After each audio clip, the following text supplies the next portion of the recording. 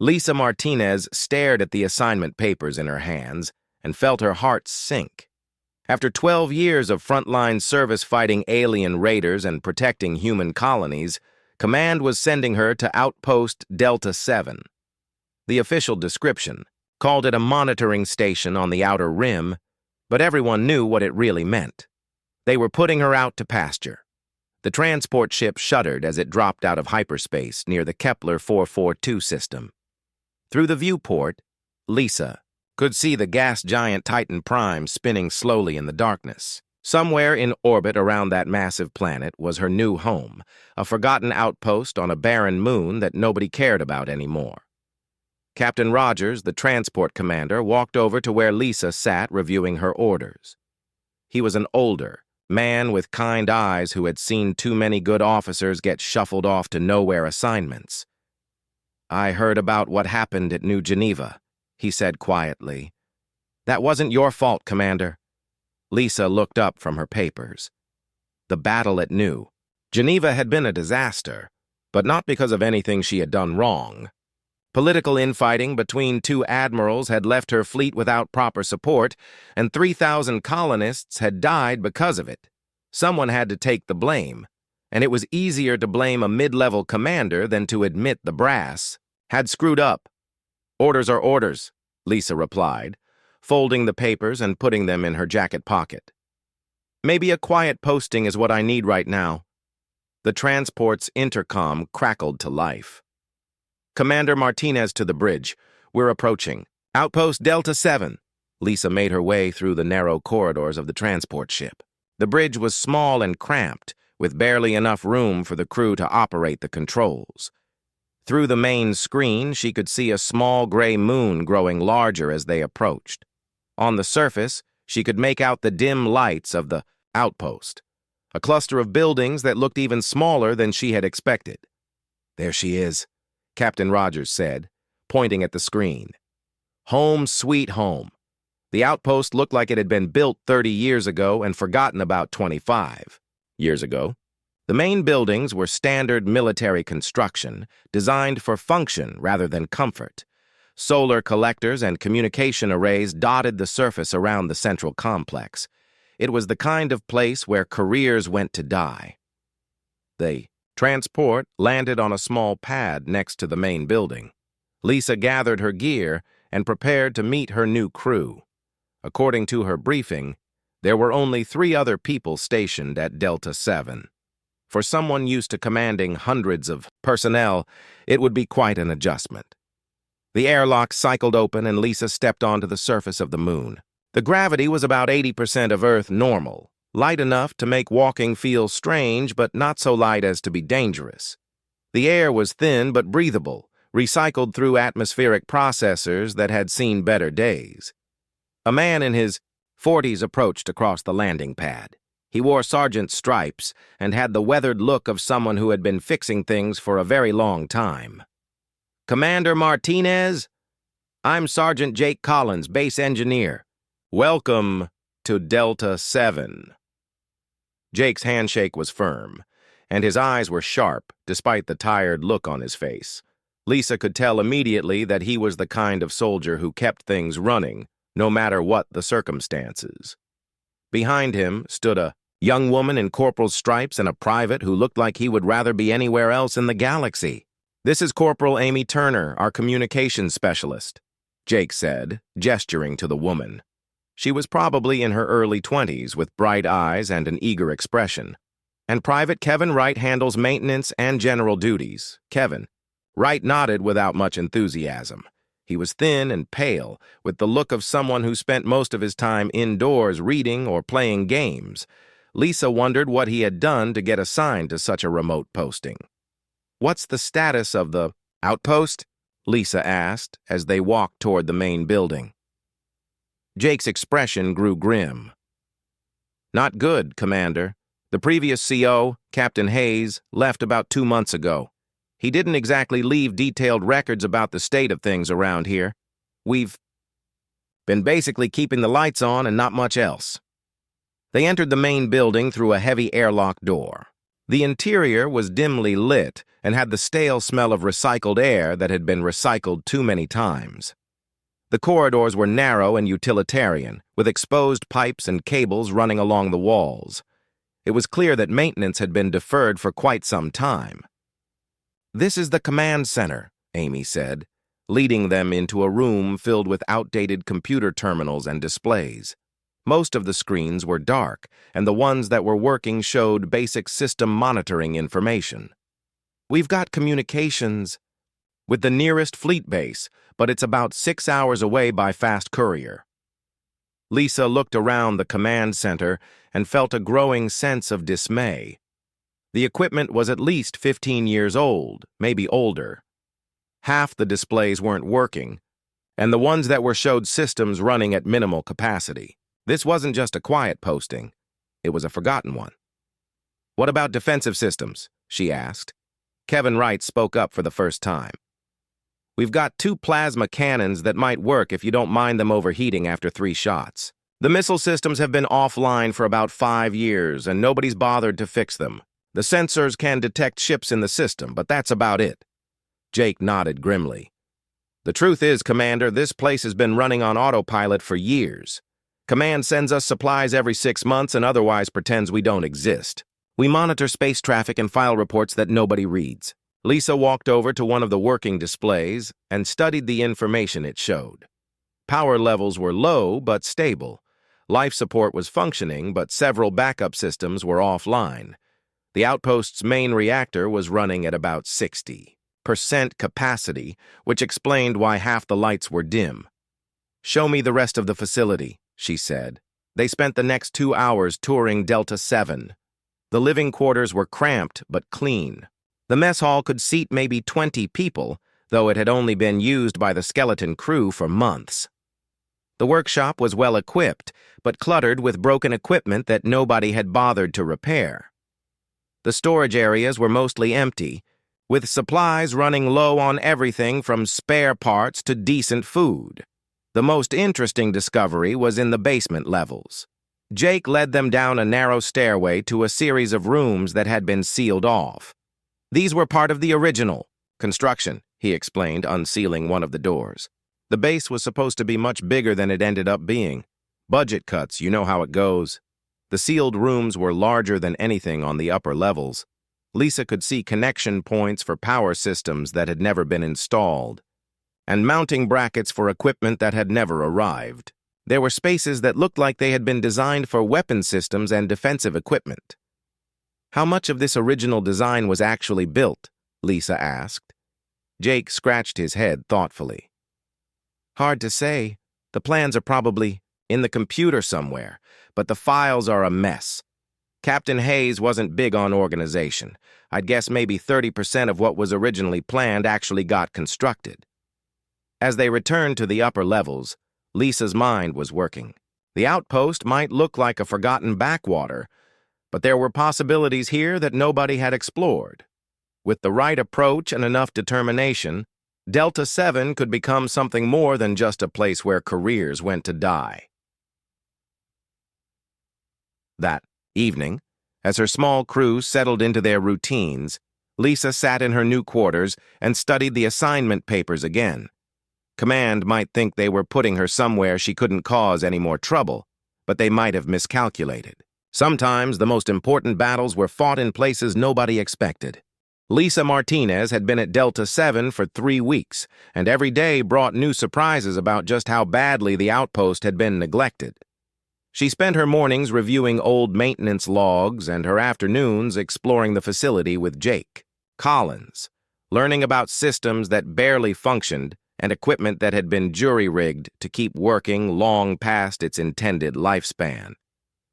The breakthrough came on a Tuesday morning when Amy Turner made an unexpected discovery in the computer archives. She had been trying to organize the mess of files left by the previous commander when she stumbled across something that made her call for Lisa immediately.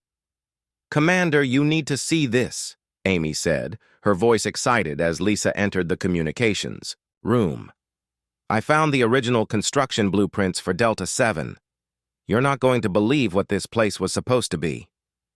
The holographic display showed a three-dimensional model of the outpost that bore little resemblance to the small facility they currently occupied. The original design called for a massive defensive installation with multiple levels, heavy weapons, emplacements, and defensive systems that would have made it one of the strongest fortifications in human space. "This is incredible," Lisa said, studying the display. "Why wasn't any of this built?" Amy scrolled through the project files. Budget cuts hit about halfway through construction. The military decided they needed the resources for offensive operations. Instead of defensive installations, they scaled back the project to just basic monitoring equipment and a skeleton crew. Jake Collins joined them in the communications room and whistled low when he saw the holographic display. "I knew there was more to this place than met the eye. Look at these power conduits and structural supports. Most of the basic infrastructure is already in place. It's just been deactivated." Lisa felt her pulse quicken as she studied the blueprints. The outpost they currently occupied was built on top of a foundation designed for something much larger and more powerful. The sealed rooms in the basement levels suddenly made sense. They weren't just empty storage areas, they were partially completed defensive installations waiting for someone to finish the job. "How much of this infrastructure is still functional?" she asked Jake. The sergeant scratched his beard thoughtfully. "Hard to say without doing a complete survey, but I'd guess most of the basic systems are there. Power distribution, structural support, even some of the defensive hardpoints. It would take work to activate everything, but it's possible." Over the next several days, Lisa organized a systematic exploration of the outpost's hidden potential. Jake Collins proved invaluable in this effort, using his engineering expertise to trace power systems and identify equipment that could be reactivated. Amy Turner worked to decrypt old computer files and locate technical manuals that had been archived and forgotten. Even Kevin Wright began to show enthusiasm for the project. His knowledge of maintenance procedures and basic electronics proved useful in assessing the condition of abandoned systems. For the first time since Lisa's arrival, the young private seemed genuinely interested in something other than his comic books and video games. The discoveries were remarkable. Deep beneath the outpost's main levels, they found spaces designed for automated defensive systems. Power conduits ran throughout the facility, ready to supply energy to weapons that had never been installed.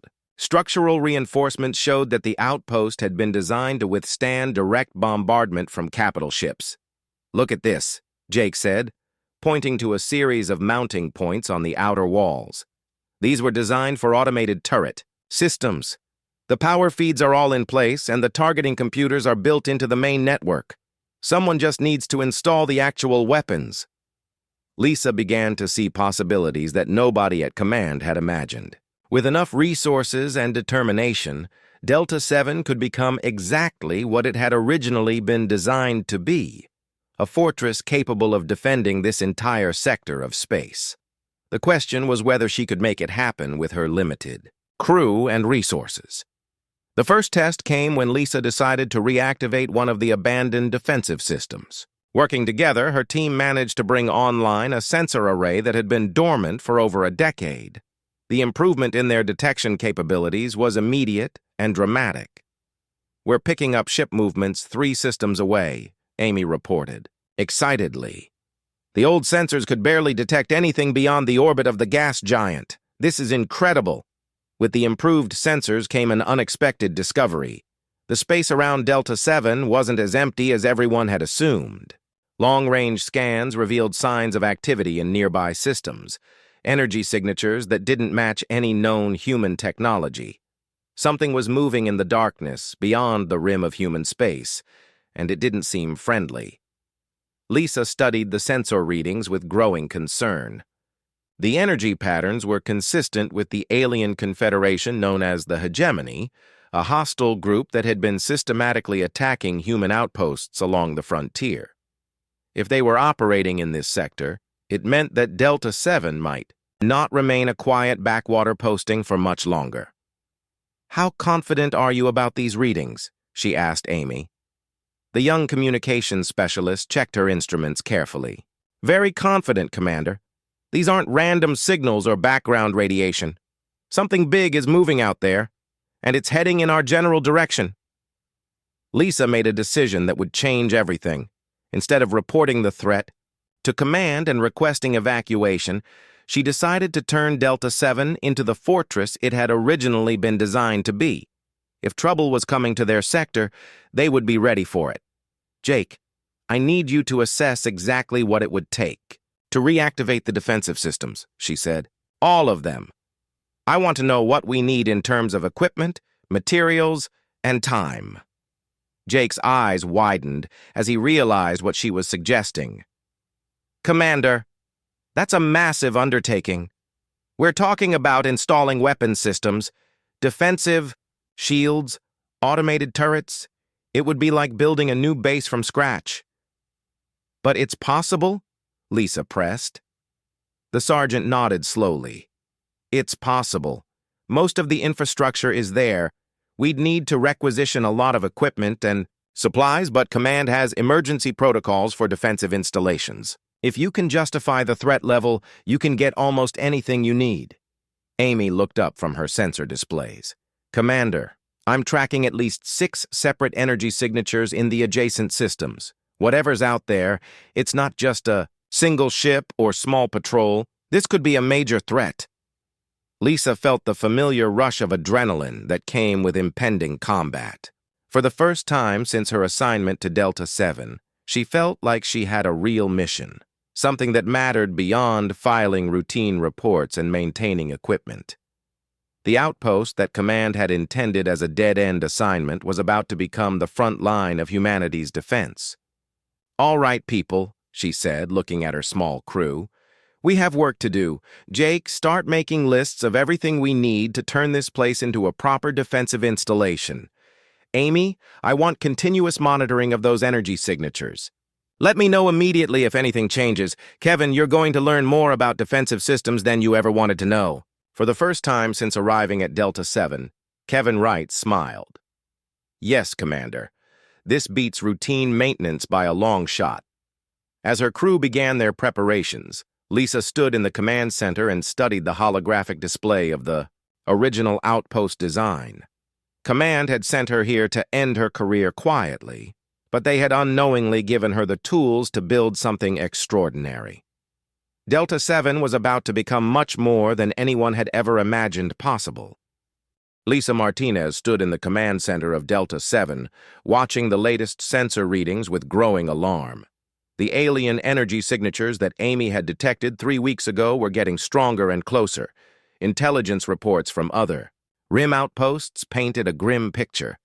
The hegemony was conducting a systematic advance toward human space, destroying everything in their path.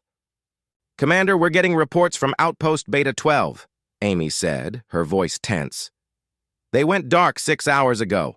Last transmission indicated they were under attack by unknown alien vessels.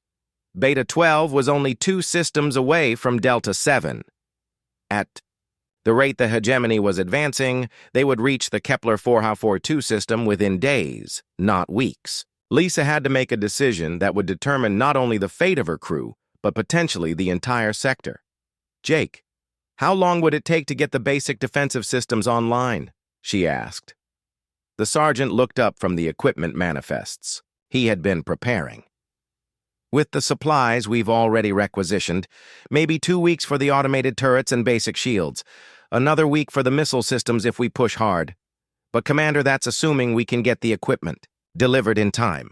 Lisa had been using emergency authorization codes to requisition equipment and supplies, claiming defensive necessity without revealing the full scope of her plans.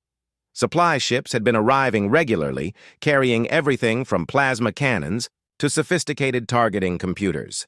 Her crew had been working around the clock to install and integrate the new systems. What about the underground bunkers? She asked. Those are almost ready, Kevin Wright reported. The young private had proven surprisingly capable when given real responsibility.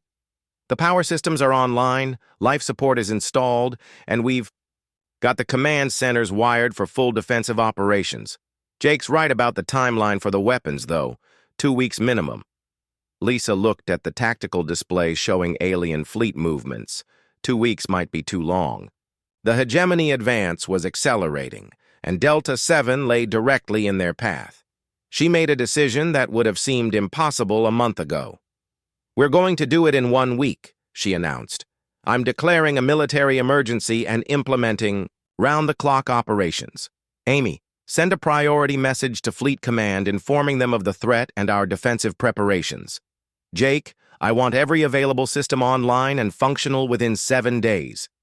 The transformation of Delta 7 over the next week was nothing short of miraculous. Working in shifts around the clock, Lisa's small crew managed to activate systems that had been dormant for over a decade.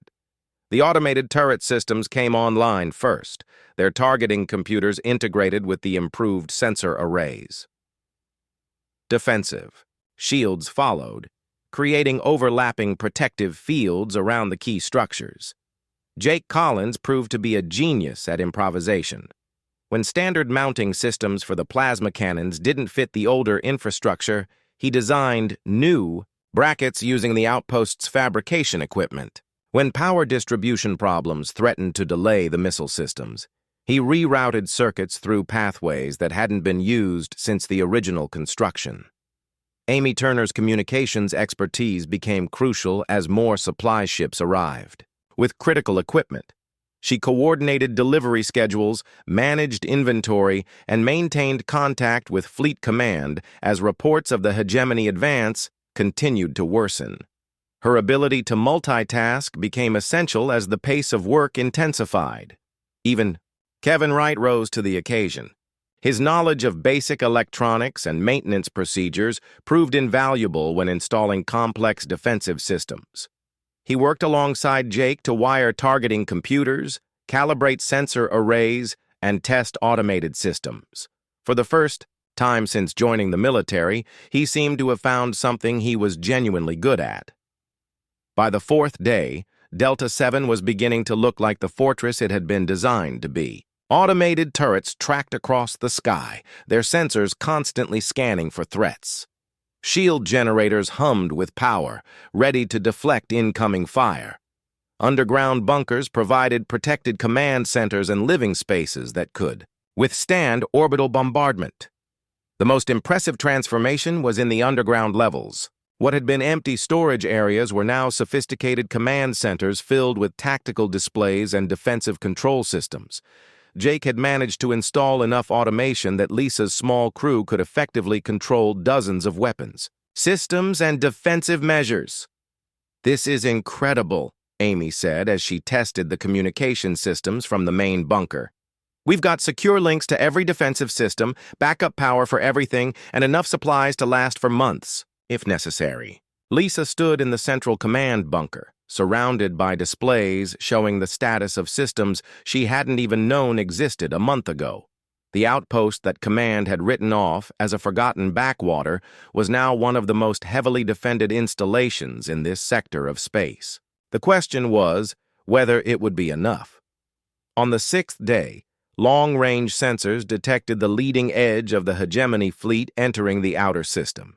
The alien ships were still days away from the moon where Delta 7 was located, but their presence confirmed Lisa's worst fears. The attack was coming, and it was coming soon. "How many ships are we looking at?" Lisa asked Amy, who was monitoring the sensor displays. "At least 20 contacts, possibly more. They're maintaining formation and moving at a steady pace toward the inner system. Based on their current speed, they'll reach our position in approximately 48 hours. Lisa felt the familiar calm that came before battle. All the preparation, all the frantic work, all the desperate improvisation had led to this moment. Delta 7 would face its first real test, and she would discover whether her transformation of the outpost had been brilliant foresight or futile gesture. "Jake, final status on all defensive systems," she ordered. "All automated turrets are online and fully operational. Missile systems are loaded and ready. Shield generators are at full power. Underground command centers are secure and operational. We've got overlapping fields of fire covering all approach vectors, and the automated systems can operate independently if necessary." Kevin Wright looked up from his console. "Commander, the alien ships, they're not trying to hide their approach. They're broadcasting on all frequencies, demanding surrender from any human installations in the system. They seem to think this is going to be easy. Lisa smiled grimly. The hegemony had been destroying lightly defended outposts and research stations, places with minimal defensive capabilities and small crews.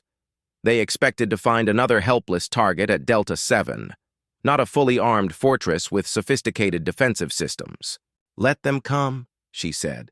"They're about to discover that humans don't surrender easily, and that some places are worth fighting for."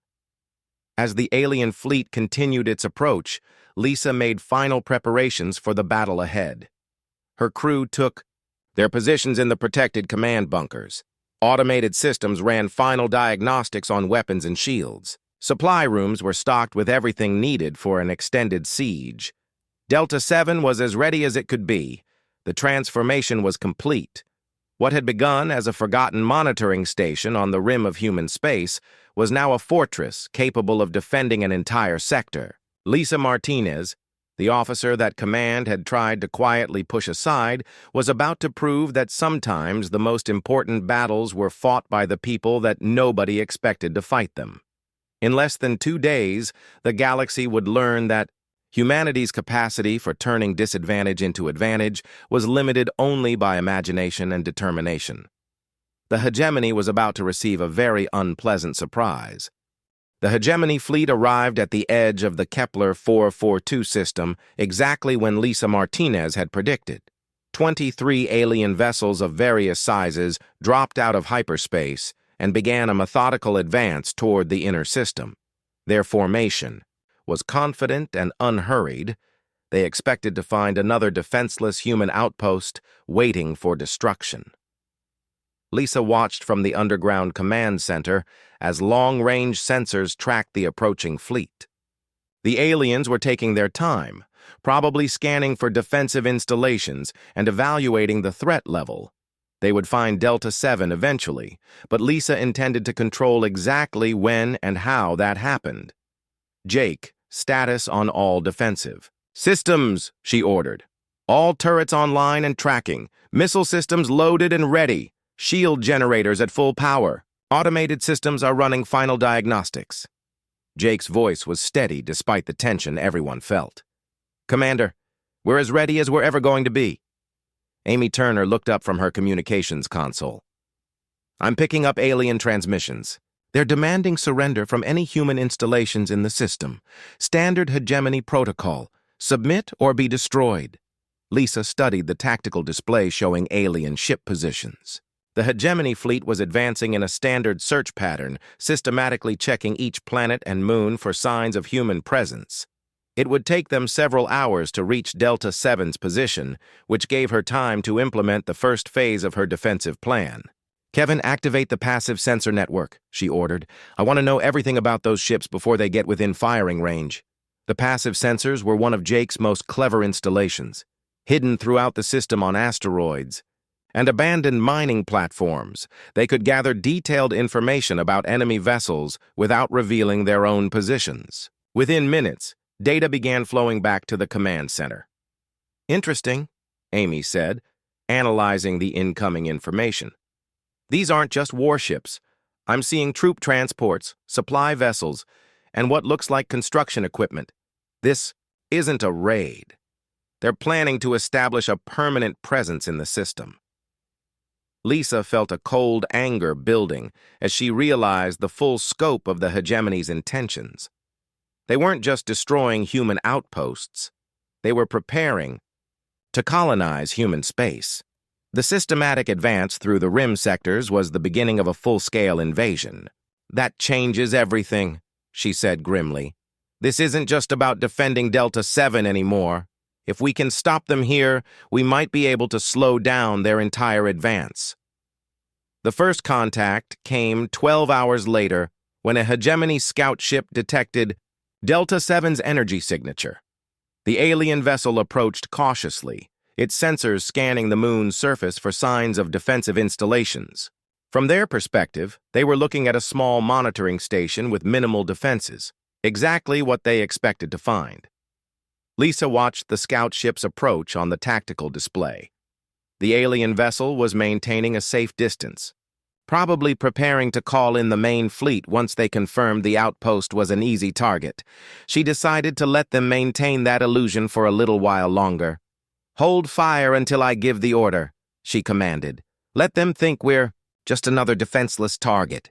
The scout ship completed its initial scan and began transmitting data back to the main fleet. Lisa could imagine the report. Small human installation, minimal defenses, estimated crew of less than 10. The kind of target the hegemony had been, destroying with ease throughout their advance. 20 minutes later, the main alien fleet began moving toward Delta 7's position. They approached in attack formation but without urgency, confident that they were facing another routine target. Lisa counted 18 warships plus the support vessels, more than enough firepower to destroy a normal outpost several times over. "Commander, they're powering up weapons," Amy reported. "Multiple energy signatures indicate they're preparing to fire." Lisa waited until the alien fleet was within optimal range of Delta 7's defensive systems. The hegemony ships were arranged in a standard attack formation, assuming they would face minimal resistance. They had no idea what was waiting for them. "Now," Lisa ordered. The transformation of Delta 7 from apparently defenseless outpost to formidable fortress happened in seconds. Automated turrets emerged from hidden positions and immediately began tracking targets. Shield generators activated, creating overlapping protective fields around the key installations. Missile systems came online and locked onto the closest alien vessels. The first salvo from Delta 7's defensive systems caught the hegemony fleet completely by surprise.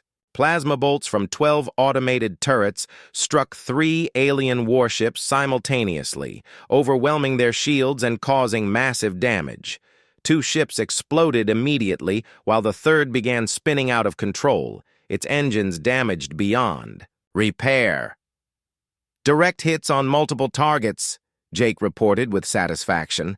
"Enemy fleet is breaking formation and attempting to withdraw to safer range." The hegemony commander, whoever he was, recovered quickly from the initial shock.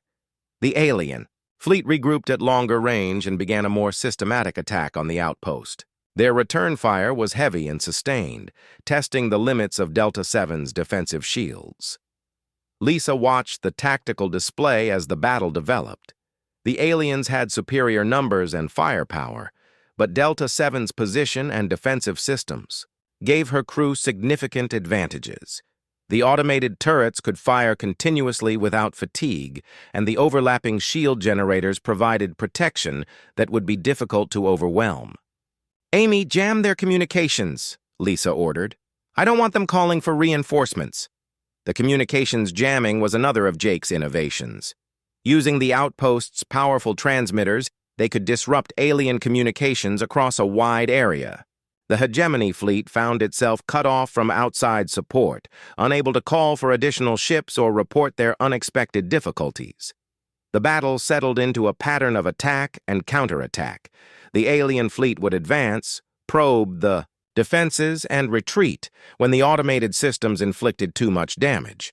Lisa used this time to study their tactics and identify weaknesses in their formation. "They're not used to facing prepared defenses," she observed. "Their whole strategy is built around overwhelming weak targets quickly. They don't know how to handle a real fight." Jake nodded from his position at the defensive control station. "Their formation is designed for intimidation, not tactical efficiency. If we can break their coordination, they'll start making mistakes." The opportunity came when 3 hegemony warships attempted a coordinated attack on the outpost's main shield generator. Lisa had been waiting for exactly this kind of mistake. She activated a defensive subroutine that Jake had programmed into the automated systems, the kill zone protocol. The 3 attacking ships found themselves channeled into a narrow area, where the concentrated fire from multiple turret systems could focus on them simultaneously. The automated targeting computers locked onto all 3 vessels and opened fire with devastating precision.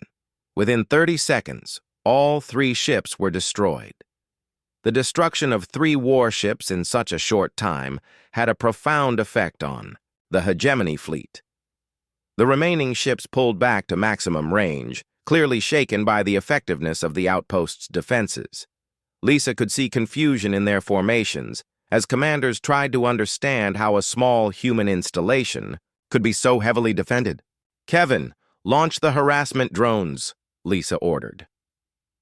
The harassment drones were Kevin Wright's contribution to the defensive system. Small, fast, and difficult to track, they could dart in and out of the alien formation, attacking vulnerable targets and disrupting their coordination. The young private had programmed them with unpredictable flight patterns that made them nearly impossible to shoot down. As the drones swarmed around the alien fleet, causing damage and confusion, Lisa prepared for the next phase of the battle. The hegemony fleet was learning that Delta 7 was not the easy target they had expected. The question was whether they would retreat or commit to a prolonged assault. The answer came when the largest alien vessel, obviously the fleet flagship, began moving toward the outpost at maximum speed. The hegemony commander had decided to end the battle with a direct assault, gambling that overwhelming force could break through the defenses. Lisa smiled grimly as she watched the flagship's approach. She had been saving the best defensive system for last, the one that would turn Delta 7 from a tough target into an impregnable fortress. The hegemony was about to learn why humans were so dangerous when they had time to prepare. The hegemony flagship charged toward Delta 7 with desperate fury, its weapons blazing as it tried to break through the outpost's defenses. Lisa Martinez watched from the command center as the massive alien vessel absorbed hit after hit from the automated turrets, its shields flaring with each impact, but somehow holding together. "Commander, the flagship is equipped with military-grade defensive systems," Amy reported, her voice tense. "Our standard weapons aren't penetrating their primary shields." Lisa had been expecting this moment. The hegemony wouldn't have advanced so far into human space without ships capable of withstanding serious defensive fire, but she had one more surprise waiting for them: the system that Jake Collins had installed in absolute secrecy during the final day of construction. "Jake, activate the primary defense grid," she ordered. The primary defense grid was the crown jewel of Delta 7's defensive systems. Hidden beneath the moon's surface, massive plasma cannons emerged from concealed positions. These weren't the standard automated turrets that had been holding off the alien fleet. These were capital ship weapons, powerful enough to destroy a battleship with a single salvo. The first shot from the primary defense grid struck the hegemony flagship dead center. The alien vessel's shields collapsed instantly, and secondary explosions began rippling along its hull. The massive ship staggered under the impact, its forward momentum carrying it directly into the kill zone where the automated systems waited. "Direct hit," Jake reported with grim satisfaction. "Enemy flagship is critically damaged and losing power." But the flagship's sacrifice had not been in vain. Its desperate charge had revealed the locations of Delta 7's most powerful weapons, and the remaining hegemony ships immediately began targeting those positions. Lisa realized that the battle was entering its final phase. Either the aliens would break and retreat, or they would destroy the outpost through sheer persistence. "All ships, concentrate fire on the primary defense grid," came the alien transmission that Amy intercepted. "Destroy those weapons at all costs." The hegemony fleet launched everything they had at the plasma cannon positions. Missiles, energy beams, and kinetic projectiles hammered the moon's surface as the aliens tried to eliminate the weapons that had crippled their flagship. But Jake's engineering proved its worth once again. The primary cannons were protected by the same shield generators that covered the main outpost, shields holding at 60%, Kevin Wright reported from his console. "But they're dropping fast under this kind of concentrated fire." Lisa made a quick calculation. The shields could probably absorb another few minutes of sustained bombardment, but not much more. She needed to end this battle quickly before the hegemony's superior numbers finally overwhelmed her defenses. "Amy, open a channel to the alien fleet," she ordered. "Channel open, Commander." Lisa looked directly into the communications pickup, knowing that her words would be transmitted to every surviving ship in the hegemony fleet. This is Commander Lisa Martinez of the United Earth Defense Force. You came here expecting to find a defenseless outpost. Instead, you found a fortress. Your flagship is destroyed, and you've lost 8 other vessels to our defenses. I'm offering you one chance to withdraw from this system with your remaining ships. The response came quickly, transmitted in heavily, accented English. Human Commander, you fight well, but you cannot hold against our full fleet. Surrender now, and your deaths will be quick. Lisa smiled coldly. I appreciate the offer, but I have a better idea. You're going to leave this system immediately, or I'm going to demonstrate why humans don't build defenseless outposts. She cut the transmission and turned to Jake. Activate the final surprise. The final surprise was something that even Lisa hadn't known about until 3 days ago. Deep in the computer archives, Amy had discovered plans for a weapon system that the original designers had included but never revealed to Command. It was experimental, untested, and potentially devastating, exactly the kind of thing that desperate engineers might build into a frontier fortress. Orbital minefield deploying, Jake announced. Hidden throughout the system, disguised as asteroids and space debris, hundreds of automated mines began activating. They had been placed by remote drones during the frantic construction period, positioned to create a lethal maze around any fleet that tried to operate in the inner system. The hegemony ships suddenly found themselves surrounded by thousands of proximity-activated explosives. The effect on the alien fleet was immediate and catastrophic. Ships that had been maneuvering freely suddenly found their movements restricted by fields of deadly mines. 3 vessels that tried to retreat at high speed ran directly into mine clusters and were destroyed instantly. The remaining ships found themselves trapped, unable to advance or retreat without triggering massive explosions. "This is impossible," came another transmission from the alien fleet. "How could a small outpost deploy such extensive defenses?" Lisa opened the channel again. "You're learning what every enemy of humanity eventually discovers. We're very good at making the impossible happen when we need to. Last chance.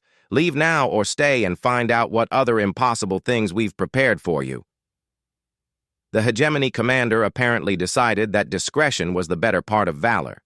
The surviving alien ships began a careful withdrawal, navigating slowly through the minefield toward the edge of the system. They left behind the wreckage of 9 vessels and the clear understanding that Delta 7 was no longer a target they could handle. As the last alien ship disappeared into hyperspace, Lisa allowed herself to relax for the first time in days. The battle was over, and Delta 7 had not only survived, but achieved a decisive victory against overwhelming odds. Her small crew had accomplished something that would be remembered for generations. "Damage report," she ordered. "Minimal damage to defensive systems," Jake reported. "Shields took a beating but held. All primary weapons are operational. We're in better shape than we have any right to be." Amy looked up from her communications console with a smile. "Commander, I'm receiving transmissions from Fleet Command. Word of our victory is spreading fast. Every human installation in the sector is celebrating." Over the following weeks, Delta 7 became famous throughout human space. The story of how a forgotten outpost had been transformed into an impregnable fortress spread from world to world. Lisa Martinez, the officer that Command had tried to quietly sideline, became a hero whose tactical innovations were studied at every military academy.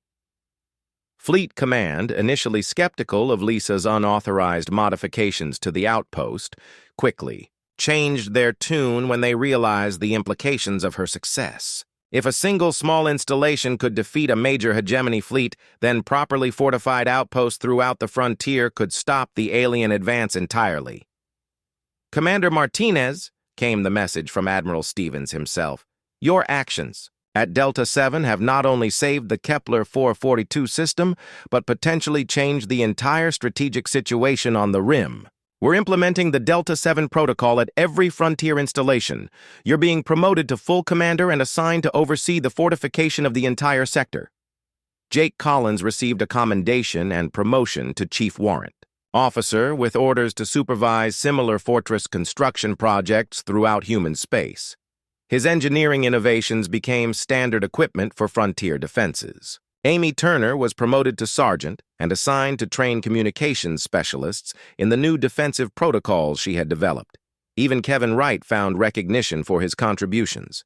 His drone designs and defensive innovations earned him a transfer to a special technical unit that specialized in automated defense systems. The young man, who had seemed destined for obscurity, became a valuable specialist whose unconventional thinking proved essential for frontier defense. But the most satisfying moment for Lisa came 6 months later, when she stood in the command center of what was now officially designated Fort Martinez. The outpost had grown from 4 personnel to over 200, with construction crews constantly adding new defensive systems and capabilities. What had begun as a punishment posting had become the cornerstone of humanity's frontier defense strategy. Commander, long-range sensors are detecting alien probe ships at the edge of the system, Amy reported from her expanded communications center. Lisa watched as the alien vessels approached the system's perimeter, conducted their scans, and immediately retreated upon detecting the massive defensive installations. The hegemony had learned their lesson well. They no longer considered any human outpost to be an easy target. "Let them look," Lisa said with satisfaction. "They'll find that humans learn from every battle, and we never make the same mistake. Twice." The transformation was complete. The forgotten outpost that command had intended as a dead end for an inconvenient officer had become the model for humanity's defense against alien aggression. Delta 7 proved that human ingenuity, determination, and the refusal to accept defeat could turn any disadvantage into victory.